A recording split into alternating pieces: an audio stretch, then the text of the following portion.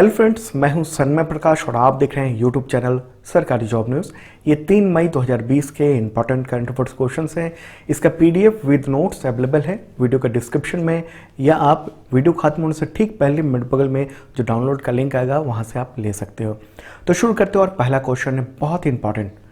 RBI यानी reserve bank of India ने किस बैंक का लाइसेंस रद्द कर दिया है, मतलब बंद कर देने का फैसला ले लिया है 2 मई को?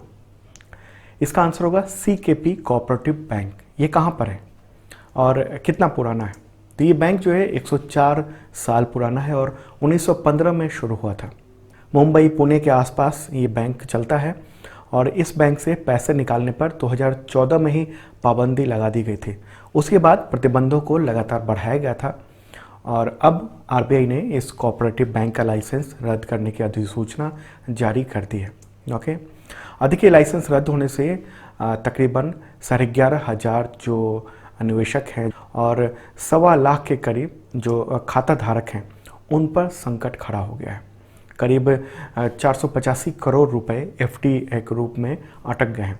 हालांकि आरबीआई ने कहा है कि जो भी खाता धारक हैं वहाँ पर उनको अगर उनके रुपए थे तो deposit insurance and credit guarantee corporation से 5 लाख रुपए तक की सीमा तक वो रुपए ले सकते हैं, मुआवजा ले सकते हैं।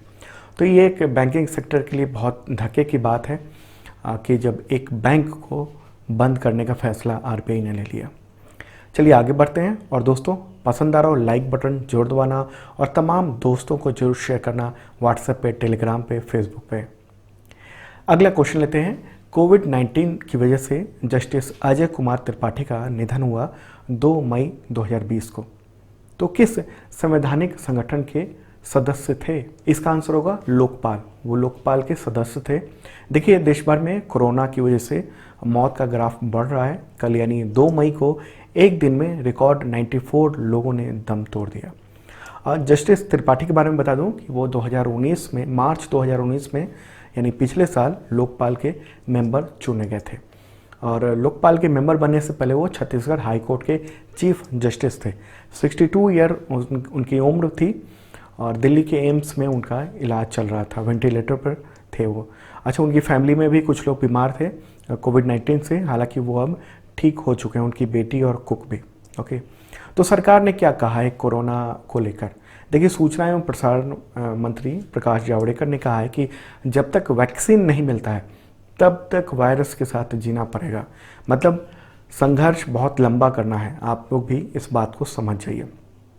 हालांकि उन्होंने ये कहा कि सबसे बुरा दौर गुजर चुका है, लेकिन जब तक बीमारी पर पूरी तरह से काबू नहीं किया जाता तब तक जो गाइडलाइंस हैं उनको मानना पड़ेगा, जैसे मास्क लगाना, बार बार हाथ धोना, 2 गज की दूरी रखना, ये सब न्यू नॉर्मल हो गया। तो जस्टिस त्रिपाठी लोकपाल के मेंबर थे, तो लोकपाल के बारे में शॉर्ट में एक बार चर्चा कर लेते हैं। लोकपाल के अध्यक्ष कौन है? जस्टिस पिनाक चंद्र घोष। ओके, लोकपाल के चेयरमैन, वैसे उनको लोकपाल भी कहा जाता है। Okay, PC Ghosh. और उनके अलग अलग मेंबर होते हैं इसके, जैसे जुडिशियल मेंबर होता है और कुछ नॉन जुडिशियल मेंबर होते हैं। तो जुडिशियल मेंबर कौन कौन है? जस्टिस प्रदीप कुमार मोहंती, दूसरे हैं जस्टिस अभिलाषा कुमारी और तीसरे जो थे वो जस्टिस अजय कुमार त्रिपाठी, जो अब नहीं रहे। ओके, और चौथा जो मेंबर है उसका पद खाली है। और नॉन जुडिशियल जो मेंबर होते हैं उनमें कौन कौन है? तो दिनेश कुमार जैन, अर्चना राम सुंदरम, महेंद्र सिंह और इंद्रजीत प्रसाद गौतम। ओके, तो लोकपाल, ये आप ध्यान रखना क्योंकि एग्जामिनेशन में लोकपाल से रिलेटेड अक्सर क्वेश्चन आ रहे हैं और नया नया लोकपाल है, अभी 1-2 साल ही तो हुआ है उसके, तो इसलिए ये सब ध्यान रखना। चलिए आगे बढ़ते हैं और उससे पहले एक इम्पॉर्टेंट इन्फॉर्मेशन दे दूं कि 2020 का जनवरी से अप्रैल तक का करंट अफेयर्स का पीडीएफ बन चुका है, विद नोट्स है, बहुत सारे क्वेश्चन हैं और करीब 400 से ज़्यादा पेज है। तो डिस्क्रिप्शन देख लेना, वहाँ पर आपको मिल जाएगा। ओके, और जिन लोगों ने पहले से लिया हुआ है, जिन लोगों ने परचेज किया हुआ था, तो वो फ्री में अपडेट ले सकते हैं। कैसे लेंगे वो डिस्क्रिप्शन देख लेना। और 2019 का तो करंट अफेयर्स अवेलेबल है हिंदी और इंग्लिश दोनों लैंग्वेज में। अगला क्वेश्चन है, किस राज्य के ब्लैक राइस को जीआई टैग प्रदान किया गया है? आंसर होगा मणिपुर। ब्लैक राइस है तो वहाँ पर इसको चाक हाउ के नाम से जाना जाता है।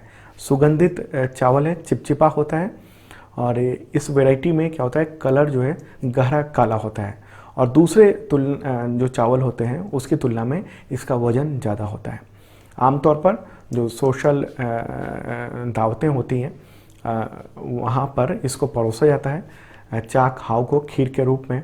और इस चावल को बनाने में बहुत ज़्यादा टाइम लगता है, 40 से 45 मिनट तक टाइम लगता है और पूरा बनाया जाता है इसके ऊपर के रेशे के साथ, परत के साथ। ओके, और काफ़ी बेहतर होता है, उसमें फाइबर काफ़ी होता है, चोकर परत होता है।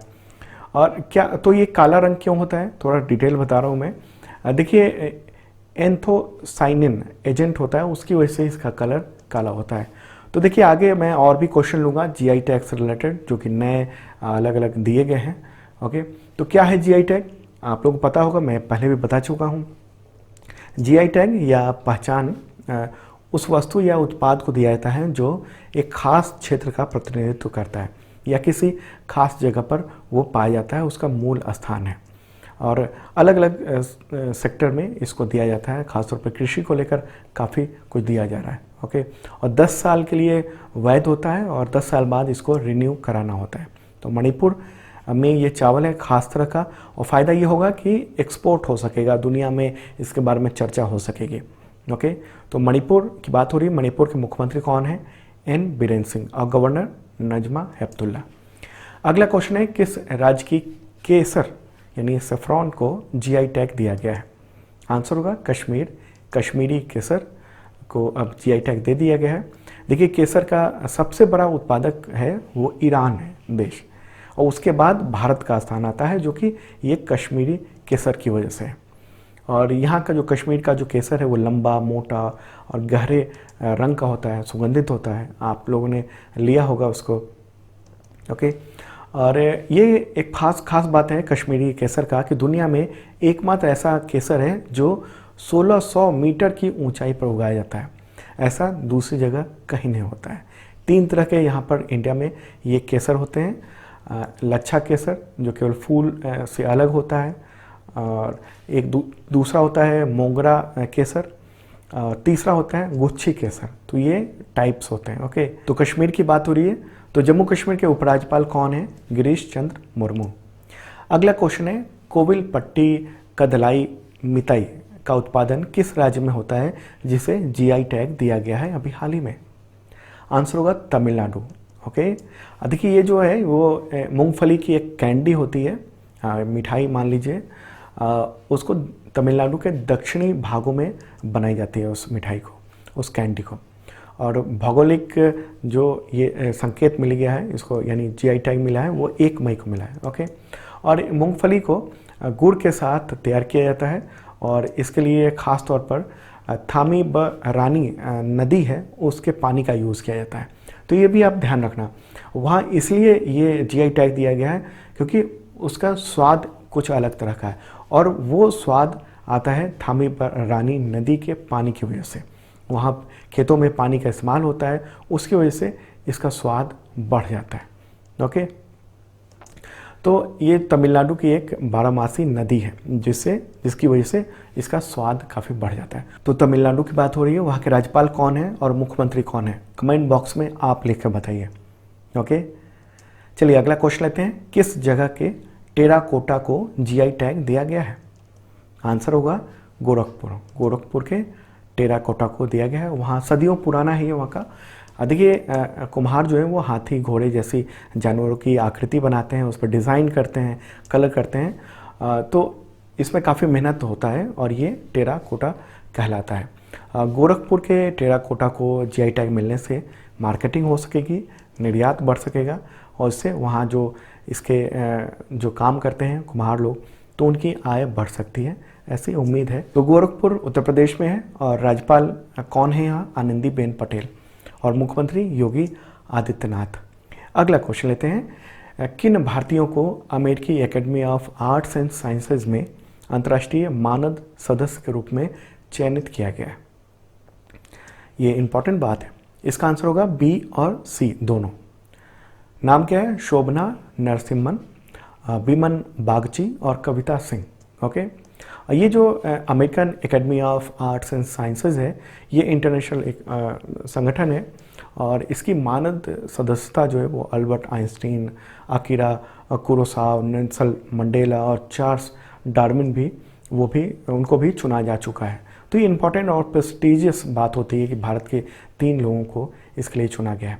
तो वर्ष 2020 में इन तीनों को चुना गया है। तो शोभना नरसिम्हन ये Jawaharlal Nehru centre for advance scientific research Bengaluru से हैं। इसके बाद नाम आता है बिमन बागची का, तो वो भारतीय विज्ञान संस्थान बेंगलुरु यानी IIS बेंगलुरु के सॉलिड स्टेट और स्ट्रक्चरल केमिस्ट्री यूनिट्स हैं। और तीसरी है कविता सिंह, वो JNU में school of arts and aesthetics यानी सौंदर्य शास्त्र से रिलेटेड है। तो इनको चुना गया है और इम्पॉर्टेंट बात होगी। ओके, अगला क्वेश्चन है one nation one ration card योजना से अब कितने नए राज्यों और केंद्र शासित प्रदेशों को जोड़ा गया है इसमें? आंसर होगा 5। कौन कौन से हैं? राज्य हैं उत्तर प्रदेश, बिहार, पंजाब और हिमाचल प्रदेश। इसके अलावा केंद्र शासित प्रदेश है दमन और दीव, तो इसको शामिल कर लिया गया। और पहले से 12 राज्य थे उसमें शामिल, उनमें आंध्र प्रदेश, गोवा, गुजरात, मध्य प्रदेश, महाराष्ट्र, झारखंड, केरल, राजस्थान, तेलंगाना ये सब शामिल थे। और अब नए जोड़ने से ये संख्या राज्य और केंद्र शासित प्रदेशों की संख्या 17 हो गई है। ठीक है, और ये इम्पॉर्टेंट क्यों है? क्योंकि अभी हाल ही में सुप्रीम कोर्ट ने भी ये कहा था कि आप one nation one ration card को लागू कीजिए। क्यों? क्योंकि उससे फ़ायदा ये होता है कि देश में कहीं भी रह रहा व्यक्ति वो राशन ले सकता है। जैसे कोई उत्तर प्रदेश का व्यक्ति है या बिहार का व्यक्ति है और महाराष्ट्र में काम करता है, तो वो महाराष्ट्र में राशन अपने राशन कार्ड से राशन ले सकता है सस्ते में। और कोरोना संकट काल में ये इम्पॉर्टेंट हो जाता है। जो प्रवासी जो लोग हैं, जो कामगार हैं, वो आसानी से ले सकते हैं। ठीक है, तो इसका ऐलान किसने किया है? ये तो खाद्य एवं उपभोक्ता मामलों के मंत्री हैं रामविलास पासवान, तो उन्होंने। अगला क्वेश्चन है गुजरात राज्य का स्थापना दिवस कब मनाया जाता है? आंसर होगा 1 मई। ओके, 1 मई को मनाया जाता है और पूरे 60 साल हो गए हैं। हालांकि इस बार कोरोना की वजह से कोई कार्यक्रम आयोजित नहीं हुआ है।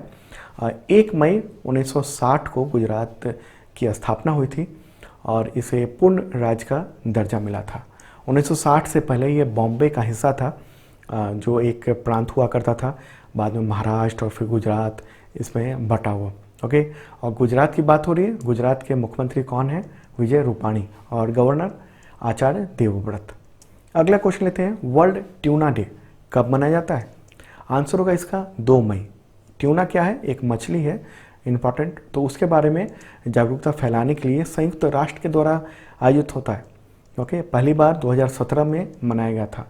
अगला क्वेश्चन है, डेनिस गोल्डबर्ग का 30 अप्रैल 2020 को निधन हो गया। तो किस वजह से वो चर्चित थे पूरी दुनिया में? आंसर होगा रंग भेद नस्लवाद विरोधी अभियान के लिए। दक्षिण अफ्रीकी कार्यकर्ता थे वो, और 30 अप्रैल को निधन हो गया। और आपको बता दूं कि दक्षिण अफ्रीका के जो पूर्व राष्ट्रपति थे नेल्सन मंडेला, उनके सहयोगी थे। नस्ल भेद अभियान जो चलाया था उसमें ये भी शामिल थे एक्टिव रूप से।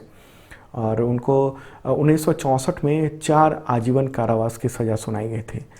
22 साल तक जेल में रहे, हालांकि बाद में वो रिहा हुए, वहाँ से निकले। और वो एकमात्र श्वेत सदस्य थे वहाँ जो अभियान चल रहा था नस्ल भेद के खिलाफ में।